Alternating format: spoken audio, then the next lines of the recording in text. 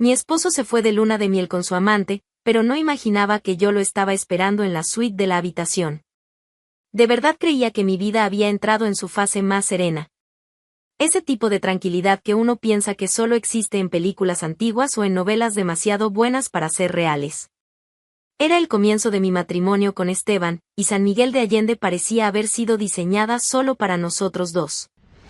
Sus calles empedradas, sus balcones floridos, sus iglesias coloniales, todo me decía, lo lograste, Aitana. Por fin. Esteban y yo nos habíamos mudado a una casita de fachada color terracota y ventanas grandes, en lo alto de una colina donde el viento de la tarde siempre traía olor a flores y calorías. Él decía que me veía hermosa a la luz del atardecer, y yo le creía. No porque me sintiera hermosa, sino porque él lo decía con los ojos llenos de ternura, y porque en ese momento, yo aún no dudaba de nada. Los primeros meses estuvieron llenos de promesas, planes y mucho contacto físico. Esteban era amable. Atento. Me abrazaba por la espalda mientras lavaba los platos, me hacía reír con tonterías y, de vez en cuando, me sorprendía con algún dulce típico comprado en el mercado los domingos. No era un príncipe, pero tampoco necesitaba serlo. Yo no quería perfección, solo quería estabilidad. Y él, hasta entonces, parecía ofrecérmela.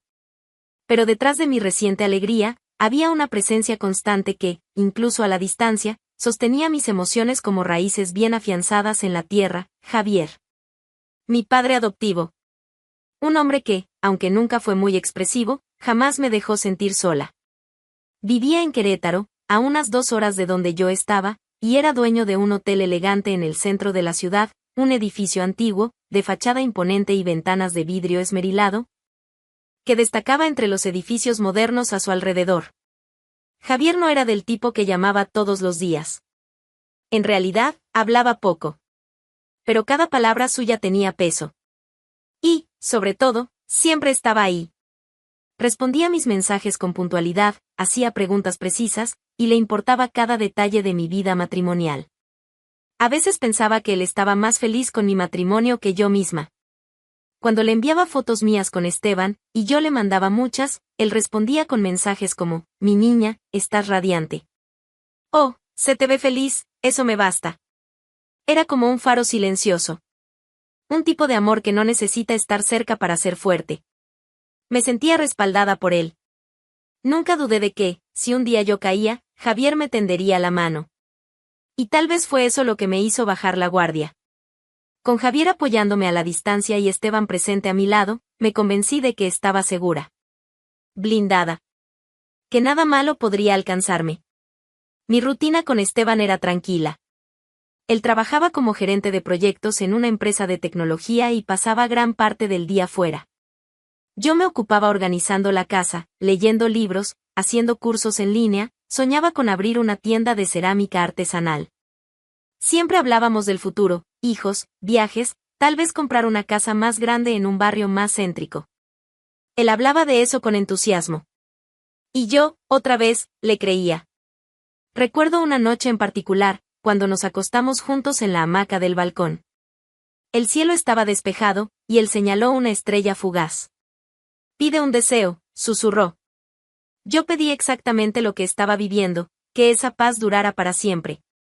Pero, ¿cómo se puede saber, en medio de la calma, que la tormenta ya se está formando en el horizonte? Si alguien, en esa época, me hubiera dicho que algo andaba mal, yo lo habría negado. Habría dicho que todo estaba bien, que Esteban me amaba, que mi padre estaba feliz por mí. Habría defendido mi vida como quien protege un castillo de naipes, frágil, pero hermoso de ver. Porque cuando uno cree que ha encontrado algo raro, lo último que quiere es cuestionarlo. Y yo no cuestionaba. A veces, cuando le mandaba una foto de Esteban a Javier, él respondía, tiene buenos ojos. Me gusta su mirada. Yo sonreía, feliz con esa especie de aprobación silenciosa. Para mí, Javier era una brújula moral. Si él veía algo bueno en Esteban, entonces yo podía estar tranquila. Fue un martes por la tarde. De eso sin color, sin prisa, sin nada. Yo estaba doblando sábanas en la habitación, escuchando una playlist cualquiera en el celular, cuando sonó. La pantalla mostraba el nombre de Javier. Papá. Contesté sonriendo. Su voz, del otro lado de la línea, siempre me traía calma. Esa forma pausada de hablar, con el acento fuerte de quien ha vivido años en Querétaro, era como una manta caliente en un día ventoso. «Hola, mi niña», dijo él, animado. «Estoy tan feliz de que vengas a visitarme con tu esposo». En ese momento, me detuve. Literalmente me congelé. La sábana cayó al suelo, el sonido de Spotify se desvaneció detrás del zumbido que invadió mis oídos. ¿Cómo? Mi voz salió baja, casi sin sonido. La suite de la pareja ya está reservada. Elegí la más bonita del hotel. Quiero que se sientan especiales. Esteban hizo la reserva hoy por la mañana. Llegan el sábado por la noche. La frase entera me golpeó como un puñetazo. No sabía nada de ese viaje. Nada. Ni una palabra, ni un comentario, ni una pista. Nada. Y Esteban era del tipo de hombre que me contaba todo. O, por lo menos, fingía muy bien. Empecé a temblar. Dejé el celular sobre la cama por un segundo, como si estuviera demasiado caliente. Respiré hondo. Lo tomé de nuevo. Papá, él no va conmigo. Silencio. Él va, con otra mujer. No tenía pruebas. Ninguna foto, ninguna nota olvidada, ningún perfume extraño. Pero en ese instante, algo en mí lo supo. Con certeza. Las piezas comenzaron a encajar solas. Y no era una sensación ligera, era una colisión. El recuerdo de Esteban ausente en las últimas noches, de una sonrisa extraña el domingo, de conversaciones que terminaban demasiado pronto. Y ahora, un viaje planeado sin decirme nada. Del otro lado de la línea, Javier no dijo nada. Su silencio era denso, cortante. Un silencio que lo decía todo. ¿Quieres mi ayuda?, preguntó, al fin. No dijo cuéntame más, ni estás segura, ni no seas precipitada. Solo ofreció ayuda. Como quien ya sabía. Como quien ya estaba listo. Tragué en seco. El nudo en la garganta casi me ahogaba, pero no lloré. No podía. No quería. Quiero. No fue un grito. Fue una decisión. Corta, dura, limpia. Fue ahí, exactamente en ese instante, que murió la mujer soñadora, enamorada, con fe en el matrimonio. Y nació otra. Alguien que no iba a permitir que la hicieran de tonta. Que no se iba a hundir entre pañuelos ni arrastrarse en busca de explicaciones. Si él iba a Querétaro con otra mujer, perfecto. Yo lo estaría esperando. En la suite que él mismo eligió. Solo que con otro plan. Colgué el teléfono y me senté al borde de la cama, mirando al suelo. No sentía tristeza. No todavía. Sentía rabia. No esa rabia ruidosa e impulsiva, sino una rabia fría. Enfocada. Necesitaba actuar con precisión. Si iba a caer, no sería llorando. Sería de pie. Pasé el resto de la tarde en silencio. Observé a Esteban llegar, fingir lo de siempre. Me besó la frente, preguntó si quería salir a cenar. Le dije que prefería algo en casa. Él aceptó, sin insistir. Cocinó pasta, me sirvió una copa de vino y puso música en el equipo del salón. Observaba cada gesto, cada sonrisa. Y ahora todo me parecía ensayado, mecánico, falso. Es bueno en esto, pensé. Entrenado. Su rostro, antes tan familiar, ahora me parecía una máscara. ¿Y yo? Yo también actué. Reí de sus chistes. Comí la cena. Le di las buenas noches con un beso en la mejilla. Él no notó nada. Esa noche, le escribí un único mensaje a Javier: estaré ahí el sábado por la mañana. La respuesta llegó en segundos: te espero, mi niña. Me acosté en la cama al lado de Esteban y fingí dormir antes que él. Y cuando el silencio invadió la habitación, me prometí a mí misma que, por más que doliera, no permitiría que esa mentira continuara sin respuesta. No se trataba solo de una traición. Se trataba del tamaño de la audacia. ¿Engañar? Muchos engañan. Pero planear un viaje romántico con la amante en el hotel del padre de su esposa. Eso era crueldad calculada. Salí de San Miguel temprano el sábado, sin decirle una palabra a Esteban. Él aún dormía cuando dejé la cama. Pasé junto a él como quien pasa junto a un extraño, con la maleta pequeña en la mano, el corazón apretado y los ojos secos. La rabia no me dejaba llorar. Yo sabía exactamente lo que tenía que hacer. El camino hasta Querétaro me pareció más largo de lo que recordaba. No por el tiempo, sino por la expectativa. Cada kilómetro era un ensayo mental de lo que estaba por venir. La imagen de la rubia joven que ni siquiera conocía, la voz de Javier por teléfono, la frase que me cortó como una navaja, la suite más bonita del hotel. Todo se repetía como un eco incesante. Javier me esperaba en el vestíbulo. Alto, sobrio, con los brazos cruzados sobre su saco gris. No me abrazó. No hacía falta. Su mirada lo decía todo. Llegaste temprano, dijo él. No podía quedarme allá. Hiciste bien. Sube conmigo. Quiero mostrarte la habitación. Caminamos por los pasillos silenciosos del hotel. Yo ya lo conocía de otras visitas, pero nunca había estado allí con el estómago tan encogido. El ascensor subió despacio, como si también intentara darme tiempo para respirar. No funcionó. Esteban hizo la reserva ayer por la mañana, explicó Javier mientras caminábamos. La suite 304. Ya pedí en recepción que no comenten tu llegada.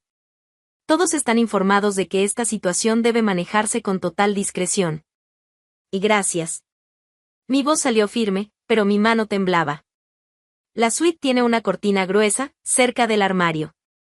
Puedes esconderte detrás de ella. No se ve nada desde allí, y la tela amortigua el sonido. Escucharás todo sin ser notada. Me entregó la llave magnética y se detuvo frente a la puerta. Todavía puedes arrepentirte, Aitana. No vine hasta aquí para echarme atrás. Asintió con el mentón y me dejó sola. Entré. La suite era amplia, decorada con buen gusto. Sábanas blancas perfectamente extendidas, pétalos rojos falsos sobre la cama. Una botella de espumante en la cubeta de hielo, 2 copas al lado. Una tarjeta sobre la bandeja, para una noche inolvidable. Era la puesta en escena perfecta de un romance barato. Pero para mí, ya era escenario de guerra. Caminé hasta el rincón de la suite que Javier me había indicado. La cortina era realmente gruesa. Detrás de ella cabía una persona de pie, con espacio justo. Me acurruqué allí, respiré hondo y traté de calmarme. No funcionó. El tiempo pasaba lento. Mi celular vibraba en el bolsillo, pero no me atrevía a mirar. Tal vez era Javier, tal vez mi mente jugándome una mala pasada. Allí, en la oscuridad, el sonido de mi propio corazón era más fuerte que todo. Latía como si intentara sacarme de allí a la fuerza. Intenté concentrarme. Pensé en el rostro de Esteban, en los mensajes falsos, en las sonrisas que me daba cada mañana, en las promesas que salían de su boca como si fueran verdad. Recordé las fotos que envié a Javier, con Esteban a mi lado. La confianza. El orgullo. La mentira. Y entonces, poco antes de las 8 de la noche, escuché pasos en el pasillo. 2 pares. Llave en la cerradura. Risa apagada. La puerta se abrió con un clic suave, casi amable. El sonido de sus tacones. Su voz. Bienvenida, amor. La suite de los sueños. Un escalofrío recorrió mi espalda. Esa frase, dicha con tanto cariño, me dio náuseas.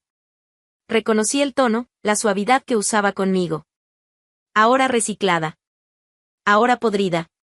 «Guau», respondió ella. La voz era fina, entusiasta. Joven. Esto es hermoso. Solo lo mejor para nosotros. Aquí nadie molesta.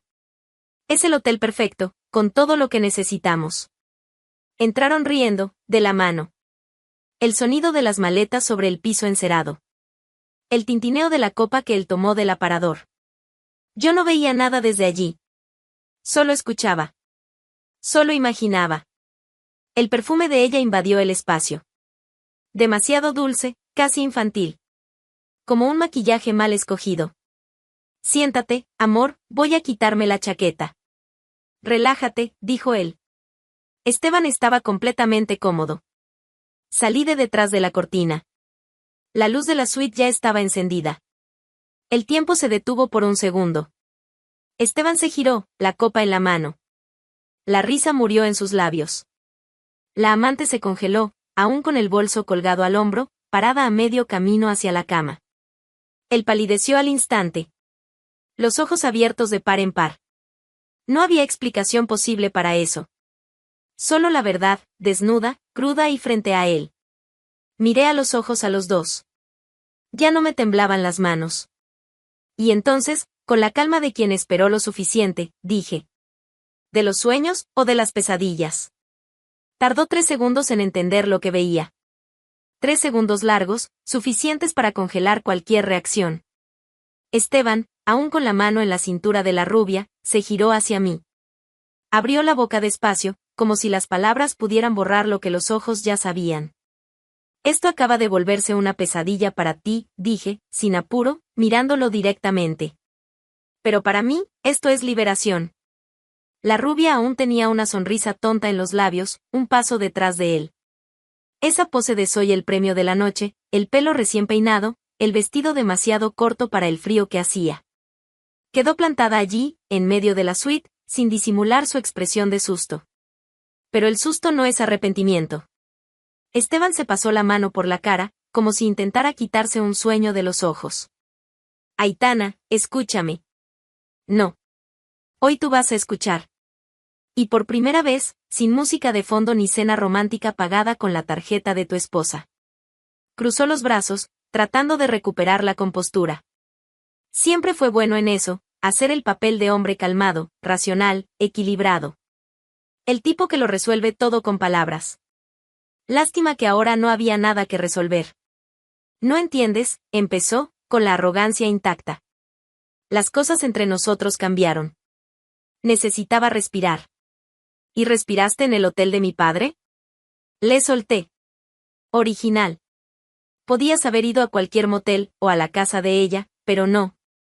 Decidiste innovar. Usar la suite que mi padre preparó creyendo que era para mí. ¡Qué ironía! Mentiste también, Esteban, que lograste engañar incluso a quien nunca te vio de cerca. Él me miró como si eso lo hiriera.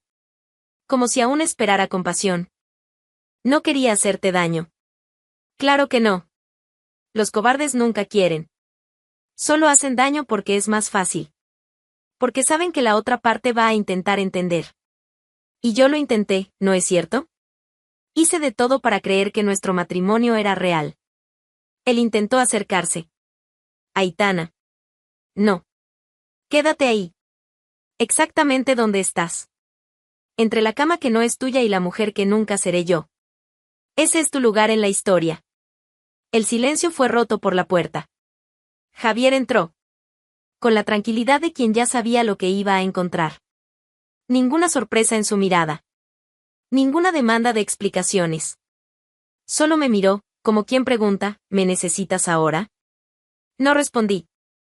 Solo caminé hasta el centro de la suite y me volví hacia los dos. Esteban, lograste algo admirable. Desprecio. No rabia, no celos. Desprecio. Y es mucho más difícil lograr eso de alguien que te amaba. Esteban sostenía la copa en la mano, sin saber dónde dejarla. La amante cruzó los brazos, comenzando finalmente a darse cuenta de que estaba en medio de algo que no podía ganar. Ni siquiera abrió la boca. Me engañaste en el lugar más simbólico de mi vida. El hotel donde pasé parte de mi infancia, donde mi padre trabajó toda su vida, donde mi madre bailó conmigo en el salón en la primera fiesta que hicieron en mi honor. ¿Y elegiste esto, esta habitación, para tu aventura? Él se pasó la mano por el cabello, impaciente. Pero yo seguí. No solo eres un canalla. Eres estúpido. Pensaste que podías hacerlo todo a escondidas y que nunca nos enteraríamos. Reservaste a tu nombre, justo el fin de semana en que mi padre me esperaba. Tienes el ego más grande que el sentido común. Él intentó hablar. No lo dejé. No vine aquí por celos. Vine por justicia. Y vas a salir de aquí con lo único que mereces, la etiqueta de hombre pequeño. Javier, por fin, rompió el silencio. Ya pedí que cancelaran el resto de la reserva. Puede buscar otro lugar. Esteban lo miró, luego a mí. Buscaba una salida, alguna frase de impacto que pudiera revertir la escena. No la había. El divorcio empieza el lunes. Me encargaré personalmente. Respiré hondo. Y ni te preocupes por lo que vas a decir a los demás. Puedes contar cualquier historia. La mía ya está escrita. Con fecha, hora, lugar y pruebas vivas. Me detuve frente a él. Y que sepas que, en el futuro, cuando recuerdes este momento, te va a doler. Porque vas a darte cuenta de que no perdiste solo a una mujer. Perdiste un hogar. Una oportunidad de ser algo mejor. Y todo eso, por una aventura con fecha de caducidad de fin de semana. A la mañana siguiente, aún estaba en el hotel. En realidad, seguía en la misma suite, pero ahora con las ventanas abiertas, la habitación ventilada y el olor de la traición totalmente barrido. Esteban se había ido la noche anterior, y la amante con él. Nadie los vio bajar, y nadie preguntó. La discreción siempre fue política de la casa, pero ese día, el silencio también era respeto. Desperté con el sonido de las golondrinas. Por alguna razón, ese ruido me hizo sentir viva. No completa, aún no, pero viva. Me estiré como quien se pone un nuevo cuerpo. El pecho todavía dolía, sí, pero ya no con esa sensación de urgencia. Era como si la herida ya empezara a secarse por dentro. Desayuné en la terraza. Vi gente entrando y saliendo del vestíbulo, parejas tomadas de la mano, familias sonriendo. Eso no me molestaba. Era como observar otro mundo. Un mundo que no era el mío, al menos, no en ese momento. Y estaba bien. Javier apareció poco antes de las 11. ¿Dormiste bien? Asentí. Mejor de lo que imaginaba. Se sentó frente a mí, con una taza de café negro. Llevaba una camisa azul clara, sin el blazer de siempre. Estaba más relajado. El cabello recogido atrás, como siempre. Y el rostro, el rostro tenía esa misma expresión de siempre, firmeza disfrazada de serenidad. El tipo de hombre que habla poco, pero dice mucho simplemente estando presente. Puedes quedarte el tiempo que quieras, dijo. Lo sé. No hay prisa. También lo sé. No hacía falta decir más. La comodidad entre nosotros estaba ahí. Como si finalmente hubiéramos dejado de vernos como padre e hija por obligación y comenzado a reconocernos como dos sobrevivientes que se entendieron en medio de la tormenta. Pasamos los días así. Simples. Me invitaba a almorzar en el restaurante del hotel. A veces comíamos en silencio. Otras, hablábamos de cosas que nunca habíamos hablado antes, mi infancia, cómo eligió adoptarme, los años que pasó solo tras la muerte de mi madre. Nunca supe cómo entrar de verdad en tu vida, confesó en uno de esos almuerzos. Pensé que estar cerca sin invadir sería suficiente. Y lo fue. Hasta ahora. Lo miré a los ojos. Ahora necesito que estés dentro. No afuera. No respondió con palabras. Solo extendió la mano por encima de la mesa y sostuvo la mía. Fue la primera vez, en mucho tiempo, que sentí mi mano firme en la de alguien que no iba a soltarla por conveniencia. Los días siguientes pasaron con una paz inesperada. Aún había dolor, claro. Algunas noches me despertaba con la mente en espiral, recordando la habitación, a la rubia, su risa, la frase que dijo al entrar en la suite. A veces dolía pensar que todo eso había sido real. Pero no volvía a esos recuerdos por nostalgia. Solo para asegurarme de no olvidar. La herida me recordaba quién era ahora. Y me gustaba esta nueva versión de mí. Más limpia. Más lúcida. Empecé a caminar más por la ciudad. La librería de la esquina del hotel, la cafetería frente a la plaza, las tienditas de artesanía. Javier a veces venía conmigo. Otras veces, me dejaba ir sola. Pero siempre sabía dónde estaba. No me controlaba. Solo me acompañaba con su presencia. Y eso, en ese momento, era todo. Una tarde, subimos juntos hasta la terraza del hotel. El sol se estaba poniendo, y el cielo teñido de naranja y púrpura. Nos sentamos en silencio, bebiendo agua con limón. Ninguno de los dos parecía querer irse. ¿Cuándo vas a volver a San Miguel? Preguntó, sin peso en la voz. Aún no lo sé. Suspiré. La casa se hizo pequeña. La ciudad, muy llena. Tal vez me quede por aquí. Para mí, siempre tuviste una habitación. Lo sé. Solo que nunca pensé que la usaría como refugio. Me miró durante unos segundos. Luego dijo: Ahora estás en casa, mi niña. Esteban salió de mi vida, pero no salió de mi historia. Fue el punto de quiebre. El detonante de una transformación que, sin darme cuenta, ya necesitaba. Me engañó, me traicionó, me desarmó. Pero fue exactamente eso lo que me obligó a reconstruirme. Y esta vez, con base sólida. El proceso de divorcio fue rápido. Javier me recomendó un abogado experimentado, discreto, eficaz. No tuve que ver a Esteban nunca más. No quise saber qué dijo, qué alegó, si intentó darle la vuelta a la situación o culpar al destino. No me interesaba. Había dejado de tener importancia. El silencio entre nosotros era el verdadero final. Mucho más definitivo que cualquier firma en papel. Durante las semanas que siguieron, seguí en el hotel. Los pasillos ya no me recordaban la traición. Ahora eran los espacios de mi nuevo comienzo. El restaurante se había convertido en el lugar de mis cafés con Javier. El jardín trasero, donde los niños jugaban y los huéspedes leían, era ahora mi lugar favorito para reflexionar. Incluso la habitación 304, que antes cargaba con el peso del impacto, ahora estaba cerrada, no por trauma, sino por limpieza. Como si el pasado hubiera sido barrido de allí. Lo más curioso es que nunca necesité discursos para entender lo que estaba viviendo. Javier tampoco los hacía. No me llenaba de consejos ni me ahogaba con verdades preestablecidas. Simplemente estaba. Y eso bastaba. Una noche, después de la cena, estábamos en la biblioteca del hotel, un espacio pequeño, con sillones de cuero y libros antiguos que él se empeñaba en conservar. Me senté con un ejemplar de Neruda en el regazo, pero no leía.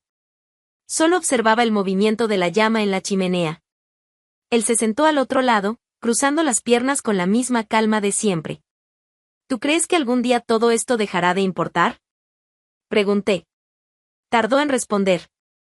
Va a dejar de doler de la misma manera. ¿Pero importar? No. Porque te cambió. Y lo que nos cambia, nunca se va del todo. ¿Entonces nunca voy a volver a ser quien era? Gracias a Dios, no. Sonreí. Por primera vez, sin peso sobre los hombros. Me había acostumbrado a ser la mujer que intentaba funcionar con alguien. Ahora estaba aprendiendo a ser la mujer que funciona consigo misma. Aprendí a estar sola sin estar perdida. A confiar sin depender. A escuchar mi propio silencio y entender lo que quería decir. Cada día que pasaba, la presencia de Javier iba ocupando un nuevo lugar. No como héroe, ni como salvador, sino como padre. De verdad. Sin ataduras, sin formalidades. Nos mirábamos con la claridad de quienes se reconocen. Era como si los años en los que habíamos estado en puentes distantes finalmente se hubieran unido en un mismo suelo. Y había una belleza discreta en todo eso. Yo, que pasé tanto tiempo intentando construir una historia con un hombre que me traicionó, ahora estaba viviendo un reencuentro profundo con el hombre que siempre me protegió en silencio. El hotel ya no era solo su lugar. Era nuestro. Cada detalle del edificio, antes parte del paisaje, ahora tenía significado: el mostrador donde él cerraba reservas, el jardín donde almorzábamos los domingos, los cuadros que eligió colgar a lo largo de los años.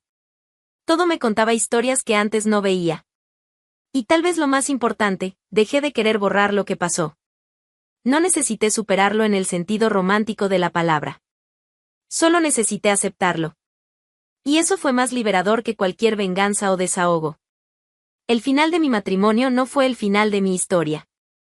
Fue el inicio de otra. Mucho más honesta. Más consciente. Y profundamente mía. Aitana ya no era la mujer que creía que tenía que demostrar su valor siendo amada. Ahora sabía que ser amada empieza por dentro. Y el primer hombre en amarme de verdad, aunque de la forma más silenciosa, estaba justo allí. Javier. Mi padre. Nuestro vínculo, reconstruido entre los escombros, era ahora mi hogar. Y por primera vez, en mucho tiempo, me sentí segura. No por estar con alguien, sino por, finalmente, estar conmigo misma.